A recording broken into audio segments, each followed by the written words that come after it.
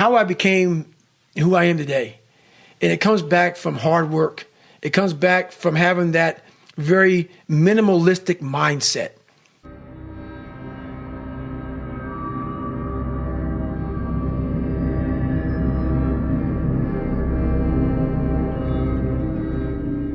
That if you want to find peace with yourself, self-understanding, self-knowledge, self-esteem, all of these things are going to be found only through sacrifice, getting uncomfortable, reevaluating what your normal is, and putting yourself in situations that you don't want to follow. And we want it very fast. If you don't see results in the first 2 days or the first week, I'm done. That's the mentality of most people. The struggle is too real. We're not patient. We, like in a world where you can Google the best restaurants around me right now, no one is patient. And for you to lose weight, for you to stop drinking, if you whatever the hell you're going through, it takes a lot of patience, a lot of time, and a lot of pitfalls, a lot of plateaus. You're gonna hit so many plateaus. If you don't know how to get around that plateau, it's not gonna happen fast. Have the ability to see the end before the beginning even begins. And what that means is I know that to get to the very end, I can see it right now. So before I went to Buds, and I was losing all this, I saw myself walking across the stage at 191 pounds. That's what I had to get to get into the door. I saw myself 6 months, a year later, wherever it's gonna take me to do it, I saw myself walking across that stage, getting that certificate of graduation from Buds. And I was able to be there at 300 pounds. And that feeling, that I was nowhere near that feeling. I was able to put myself there 1,000,000 times every day. And that feeling of like, my God, that is going to feel amazing. That's what made me suffer. That's what allowed the pain to be real and say, this is worth it. I want to feel for this next 18 months. It took me 18 months to finally become a Navy SEAL, to finally, just get through Buds. 18 months, it's 6 months. It took me 18. That's what woke me up every morning was, I'm gonna put myself through this much pain and suffering for a few seconds. That's all it is. A few seconds of joy. And it's so worth it, man. That's what people don't get. So I'm able to put myself at the finish line, even though I have no finish line, but at the finish line of an event before I even start the bucket to say, how are you gonna feel at the end of this? I don't follow people who talk about what they used to do in life. Forget what you used to do. I don't care that, you used to be the baddest mother. I don't care. What are you doing today? You may not be that person now, but what are you still doing to try to excel in life? And a lot of people now are talking. I hear so much talk. I don't hear a lot of work. I hear a lot of people telling you what you should be doing, how you should be doing it, how you should be living. And I look at them and you're fat, you're out of shape, you look like, but you're telling them how to live. No, man, I won't listen to you. There's people talking. I don't see the real suffering behind it, behind what you're saying. That's why everybody said, man, you talk with so much passion because it's a real place. I used to get up in the morning time, it was raining like cats and dogs. I don't want to get my shoes on and go run. But guess what? I got my shit on and ran. Prioritize your life correctly. We all have time. We all have time.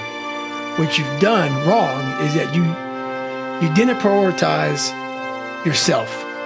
You didn't prioritize that, look, I got to get up and win this war today against myself.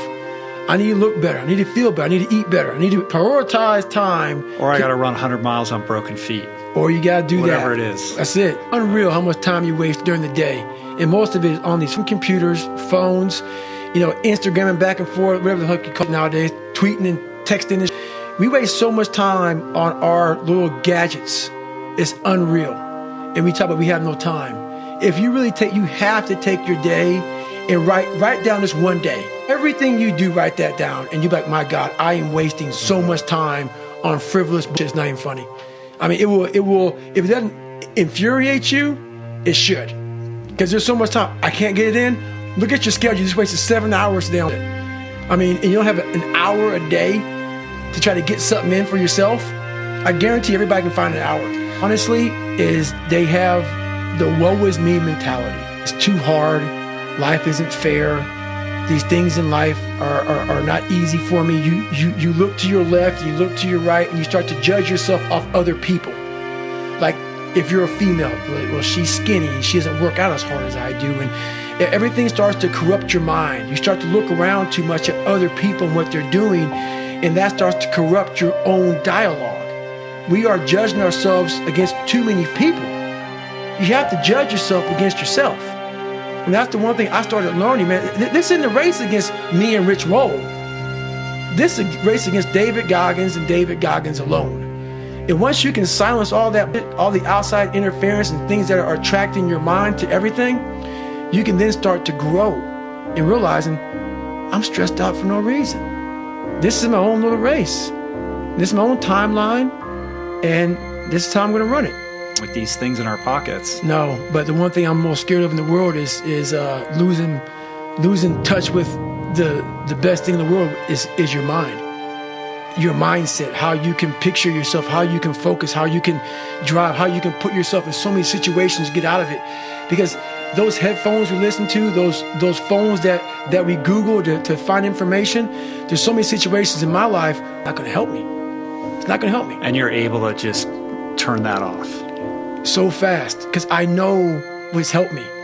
None of that stuff's ever helped me. Mm-hmm. None of that stuff's ever helped me. What has helped me has been me alone, getting my together and being accountable for who I'm not and who I want to be. It's the only thing that's helped me. It's about finding energy and strength when you have none. Like a lot of times in life, like that situation right there, man, it's the worst time of your life. There's energy all around us, but we think that we have to have it. It has to come externally a lot of times. We gotta have like a TV in front of us, watch somebody, listen to a podcast, listen to a great music. A lot of times in life it's quiet. And those are the times when you want to run and hide. You gotta be able to find energy. You gotta make up games, make up tricks, make up whatever you can to get to the next evolution of life. So taking souls is just another way. It's not about hurting the person you're against. It's about finding a tactical advantage in every situation you physically can to get to the next. You're trying to inch further to the goal line. And you don't want to. And what is that goal line? The goal line is whatever it is for you. For me, I want to get through Hell Week. I want to get through Hell Week with my head up high, being strong. I don't know what the goal line is for everybody. My goal line has been very different for most people. But you're trying to find energy and strength to stay in the fight, to continue on until you get that second wind. Second wind is coming, whatever the second wind may be for you. It's coming.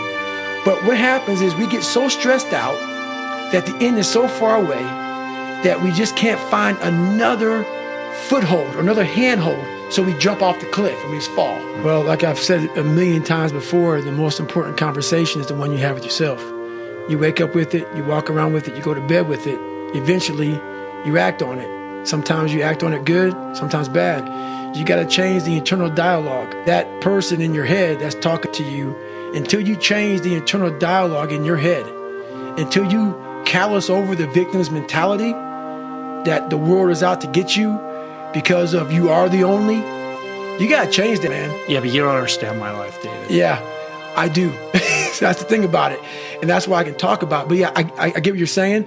A lot of folks don't I get that mentality. I once had that mentality that no one understands what I'm going through.